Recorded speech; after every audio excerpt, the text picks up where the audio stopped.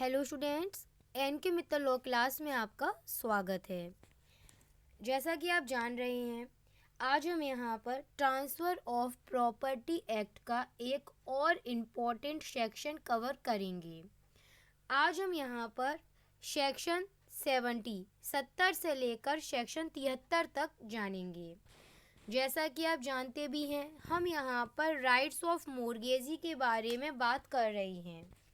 हम बात कर रहे हैं कि जो मोर्गेजी होता है उसके पास क्या क्या राइट्स होती हैं, उसी में हम उसके और राइट्स आज जानेंगे।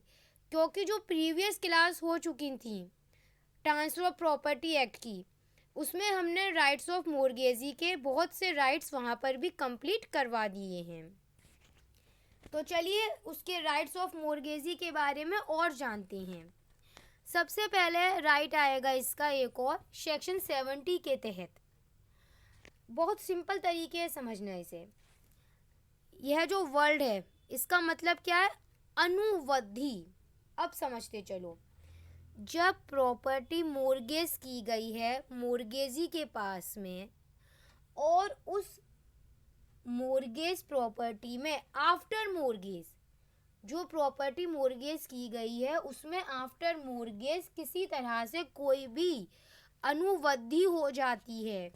अब वो वधि चाहे नेचुरल हो या आर्टिफिशियल हो, प्रॉपर्टी में कोई इम्प्रूवमेंट हो जाता है, कोई डेवलपमेंट हो जाता है मोर्गेज प्रॉपर्टी में, और वहाँ पर किसी तरह का कोई भी कॉन्ट्रैक्ट टू कॉन्ट्ररी नहीं है, कोई ऐसा विपरीत कॉन्ट्रैक्ट, कोई विपरीत संविदा नहीं है, तब वहाँ पर सेक्शन 70 अप्लाई होगा। और तब वहाँ पर इस मोर्गेजी को फॉर द पर्पस ओनली, क्या only for the purpose of security, only security के पर्पस से यहाँ पर मोर्गेजी भी उस डेवलपमेंट, उस इम्प्रूवमेंट के लिए एंटाइटल्ड हो जाएगा, जो कि आफ्टर मोर्गेज उस मोर्गेज प्रॉपर्टी में जो भी अनुवधि हुई है उसके लिए वह मोर्गेजी भी एंटाइटल्ड हो जाएगा। लेकिन ऐसा वह केवल ओनली पर्पस ऑफ सिक्योरिटी होगा। उस प्रॉपर्टी में जो अनुवधि हुई है उसका ओनरशिप उसे नहीं मिलेगा मोर्गेजी को।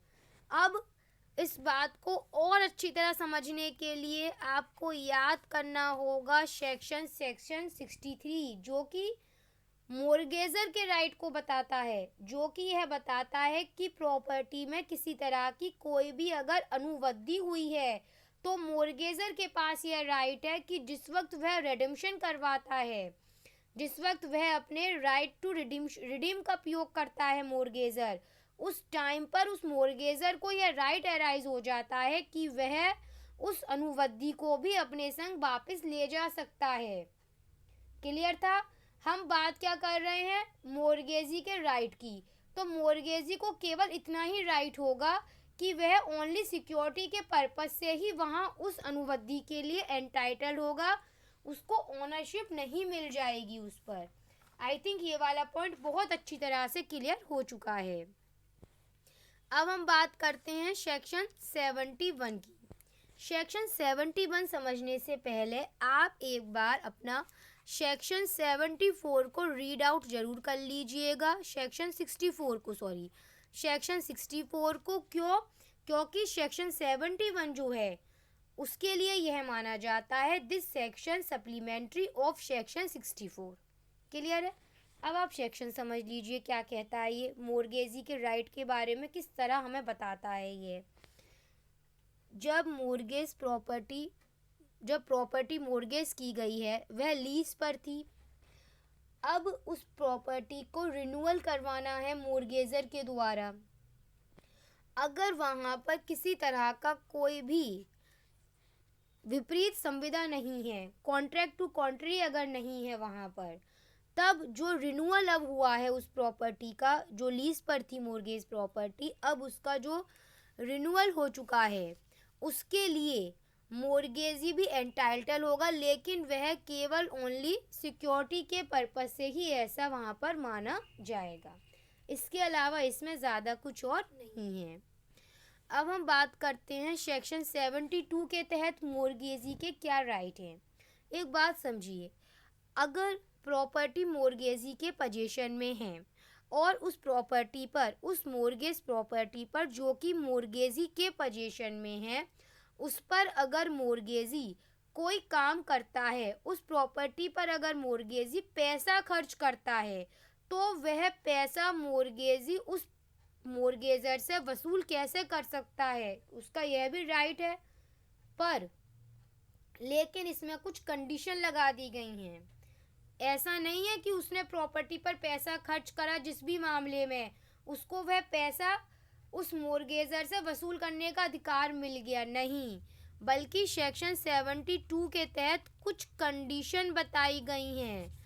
अगर वह कंडीशंस एराइज हो रही होंगी तो ही यहाँ पर इस मोर्गेजी को राइट होगा कि वह उस पैसे को मोर्गेज मनी में ऐड करके मोर्गेजर से वसूल कर सकता है, अदरवाइज कोई राइट नहीं एराइज होगा। अब वो कंडीशन आपके सामने है, बेयर एक्ट में देखिए टोटल 5 कंडीशंस हैं। अब एक बात समझिएगा, जो इसमें नंबर 1 कंडीशन थी ना, उसको ओमिट कर दिया गया है। जो पहली कंडीशन थी वो ओमिट कर दी गई थी बाय 1929 के अमेंडमेंट के तहत पहली कंडीशन ओमिट कर दी गई है। अब टोटल यह 4 कंडीशन ही रह गई हैं। अगर इनके तहत इसने पैसा खर्च करा है उस प्रॉपर्टी पर, तो ही वह उसे वसूल कर सकता है। 4 कंडीशन कौन सी हैं? अगर उस प्रॉपर्टी को डिस्ट्रक्शन, फोरफीचर या सेल से बचाने के पर्पस से ऐसा करा है उसने, मोर्गेजर के टाइटल को सपोर्ट करने के लिए उसने ऐसा करा है, अपने टाइटल की रक्षा करने के लिए करा है, प्रॉपर्टी के लीज में, प्रॉपर्टी की जो लीज थी उसका रिन्यूअल करवाने में जो भी खर्चा हुआ है उसके लिए करा है, अगर उसने ऐसा, तो ही उसके पास यह राइट है। क्या राइट है उसके पास? तो ही उसके पास ये राइट है कि अगर वहाँ पर कोई भी विपरीत संविदा नहीं है, in the absence of contract to contrary, तो ही यहाँ पर इस मोर्गेजी को राइट है कि वो इन सब मामलों में जो उसने खर्चा किया है वह खर्चा मोर्गेजर से कैसे वसूल करेगा। उसके लिए वह एक काम करेगा, जो मोर्गेज मनी है ना, मोर्गेज मनी, उस मोर्गेज मनी में जो भी खर्चा हुआ है इन कंडीशन में उसे ऐड कर देगा। क्लियर था? अच्छा, इसमें एक बात याद रखना, ऐड तो कर दिया, इसके साथ में उसे इंटरेस्ट रेट भी लेने का अधिकार है। इंटरेस्ट कितना लेगा? जितना प्रिंसिपल मनी पर होगा। पर अगर इंटरेस्ट तय नहीं करा गया है पार्टीज द्वारा तो कितना लेगा? 9% पर एनम के हिसाब से लेगा। क्लियर है यहाँ तक? अब एक बात समझ के चलना, यदि मोर्गेजी ने, मैं क्या समझा रही हूँ ढंग से समझना, अगर मोर्गेजी यह कहता है कि जो उसने पैसा खर्च करा था वो इन 2 कंडीशन के आधार पर करा था। किन 2 कंडीशन के आधार पर करा था?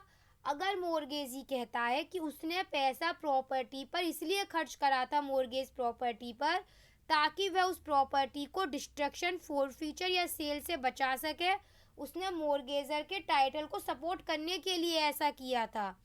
अब यहाँ पर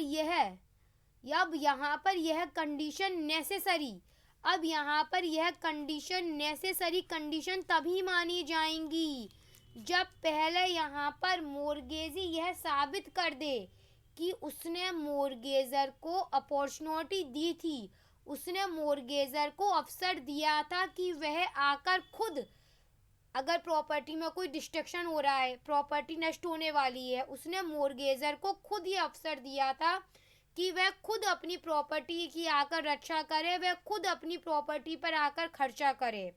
उसने उसे अवसर दिया था, प्रॉपर टाइम उसने उसे दिया था, लेकिन मोर्गेजर की तरफ से ऐसा कुछ नहीं करा गया, तब उसको पैसा खर्च करना पड़ा है, तो ही वो यहाँ पर माना जाएगा कि यह नेसेसरी कंडीशन थी। इस वाले पॉइंट को भी आप याद रखकर चलिएगा। चलिए अब आगे चलते हैं। अब हम इसमें और भी बातें इसमें अभी सेक्शन में इंक्लूडेड हैं।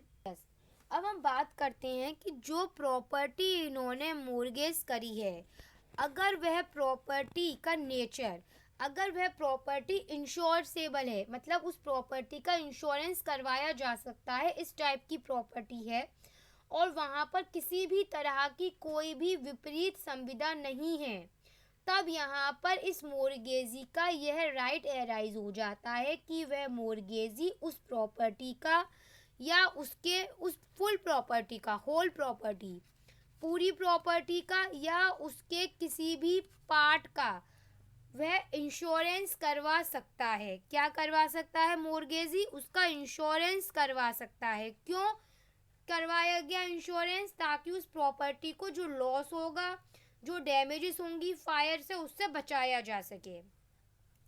अब यहाँ पर मोर्गेजी का राइट एराइज ये होता है कि अगर मोर्गेजी के द्वारा जो भी उस इंश्योरेंस के लिए बीमा करवाया है उसने, आखिरकार जो भी उसमें प्रीमियम पे करा जा रहा है, प्रीमियम पे करा गया है मोर्गेजी द्वारा, तो मोर्गेजी उस प्रीमियम को कैसे वसूल करेगा मोर्गेजर से?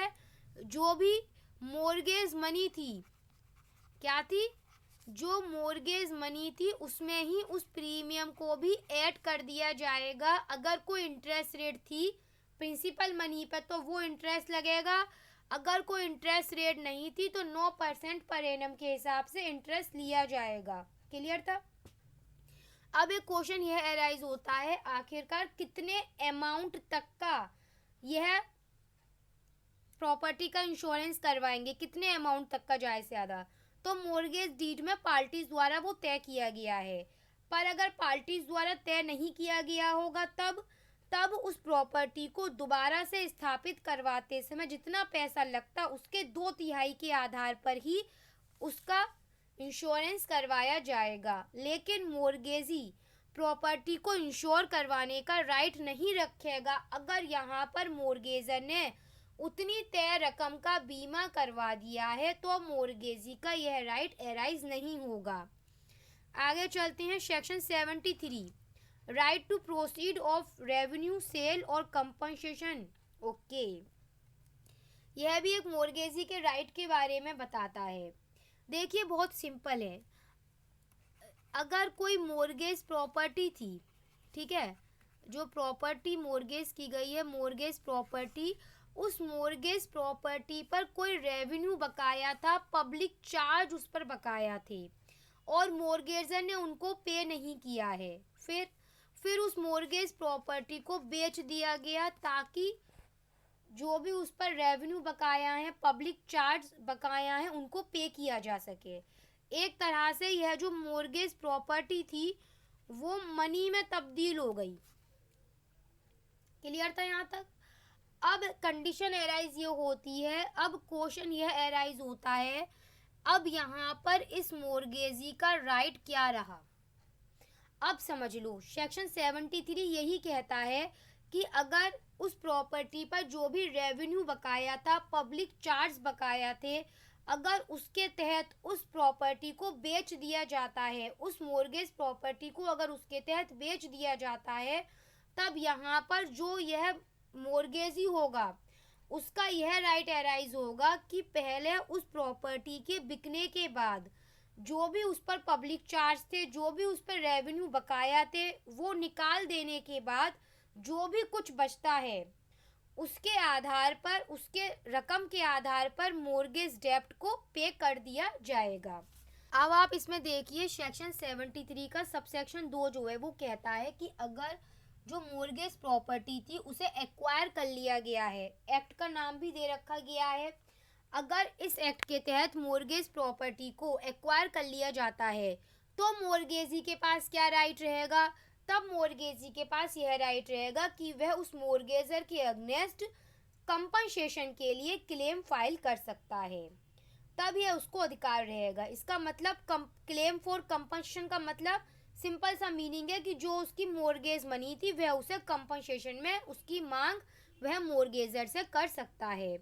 कुल मिलाकर सेक्शन 73 हमें यह बताता है कि अगर मोर्गेज प्रॉपर्टी मनी में चेंज हो जाती है, क्योंकि उस मोर्गेज प्रॉपर्टी पर रेवेन्यू बकाया थे, पब्लिक चार्जेस थे, इसलिए वह प्रॉपर्टी बेची गई है। अब उस प्रॉपर्टी को बेचने के बाद में पब्लिक चार्ज सबसे पहले पे करे जाएंगे, फिर जो कुछ बचेगा उसके तहत वह मोर्गेजी को राइट होगा कि वह अपना मोर्गेज डेब्ट पे कर सकता है, पे करवा सकता है। क्लियर था? आपको इसमें एक बात ज़रूर ध्यान रखनी होगी संबंध में, यहाँ पर जो सेक्शन 74 है और सेक्शन 75 है, ये दोनों ही सेक्शन जो थे वो ओमिट कर दिए गए थे। सेक्शन 74, सेक्शन 75 अमेंडमेंट 1929 के चलते इन्हें ओमिट कर दिया गया है। क्लियर था? और एक बात और, इसी के साथ आज यहाँ पर हमने राइट्स ऑफ मोर्गेजी कंप्लीट कर लिया है और फिर यह क्लास भी फिर यहाँ पर हम कंप्लीट कर देते हैं।